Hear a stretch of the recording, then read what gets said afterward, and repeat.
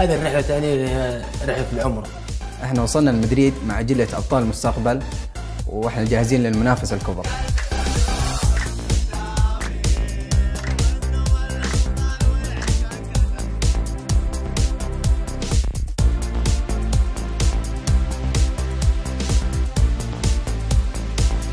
أنا أكثر شيء نحاول أستفيد منه أنه هنا عندنا مدربين كبار على مستوى عالي، فأستفيد من خبرتهم في تطوير مهاراتي الفردية أو اللعب الجماعي، فأكون شخص فعال في التمارين. التمارين اللي أتمرنها كل يوم والمدربين اللي بيساعدونا، هذا الشيء هو اللي بيخلينا نوصل نكون لاعب محترف.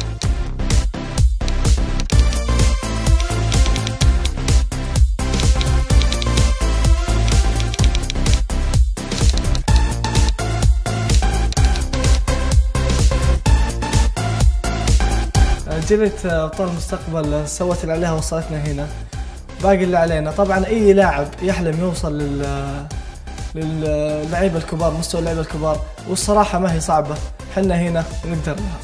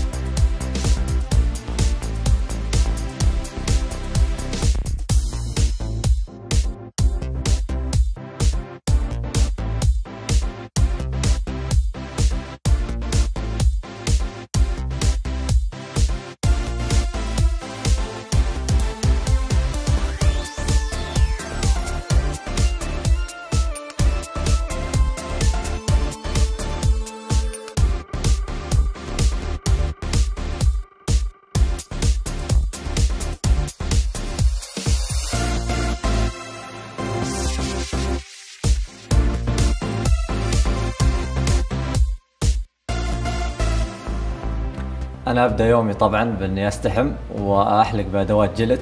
بصراحة المظهر يعطيني ثقة أكثر في الملعب.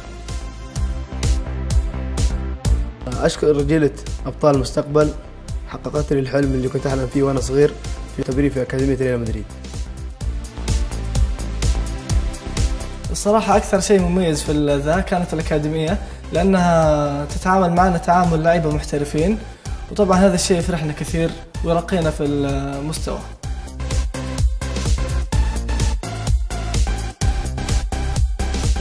الشيء الأكثر أهمية والأهم أن الاستفادة من المعسكر وعيش حياة المعسكر، حياة المحترفين، يعني تطوير من المهارة، تطوير من الذات، احترام الوقت.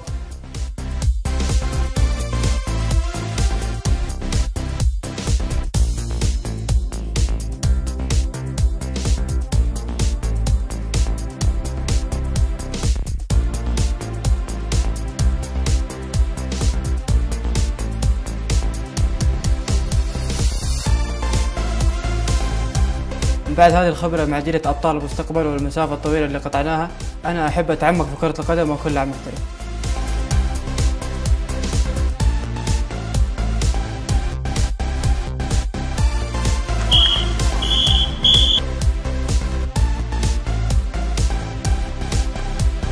الرابح الأكبر اللي يظهر مظهر الأبطال ويلعب لعب الأبطال.